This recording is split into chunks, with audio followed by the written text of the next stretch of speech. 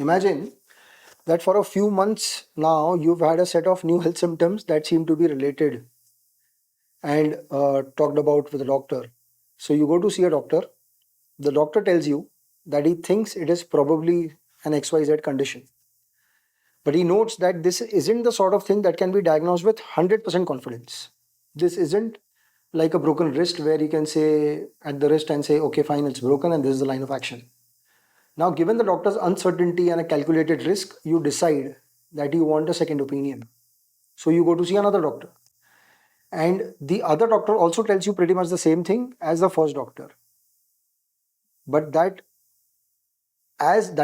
statement is as hazy as the first doctor said, but still it is valuable, even though she didn't add any new information and she was also not 100% sure. But the fact that two different specialists agreed on the same hazy opinion gave you more confidence.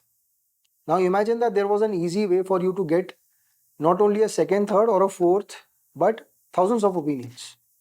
Imagine that you could have thousands of specialists review your symptoms, your test results, and your medical history all at once within split seconds and give their verdict. And this feedback would be calculated, collected, and tabulated. And you learn that most doctors do indeed agree with what the first two doctors said. That doesn't necessarily mean they are all correct. After all, they themselves noted that there is some inherent uncertainty. But you have to pick a treatment plan.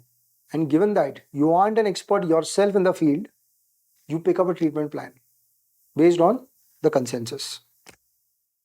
Or frankly, even if you are an expert, selecting a plan that is based on the feedback of the majority of the experts is very likely to be your best bet. Now cut to the stock market.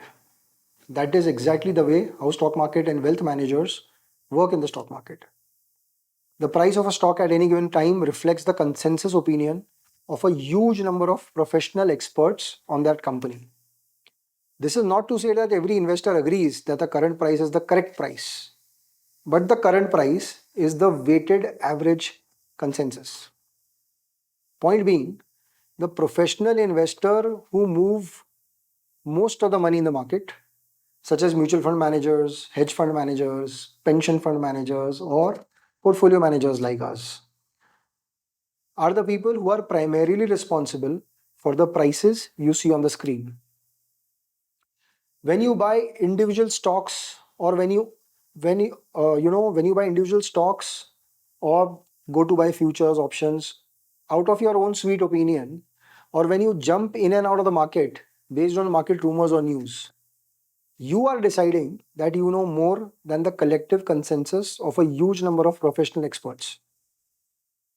It is like a sick patient, going back to the example, it is like a sick patient receiving feedback from thousands of physician specialists and then promptly ignoring all of them just because he's convinced that he knows better than all these doctors combined. Sure, it might happen to work out sometimes, maybe 1 or 2 times out of 10, but not always. And it's definitely not the sort of thing that you would want to implement as an investment strategy. A wiser way to a wiser way to go about the markets is to entrust your money with a professional fund manager and watch them have a coinciding consensus on a stock, which will eventually land you up with more multi-baggers and lesser number of failed investments.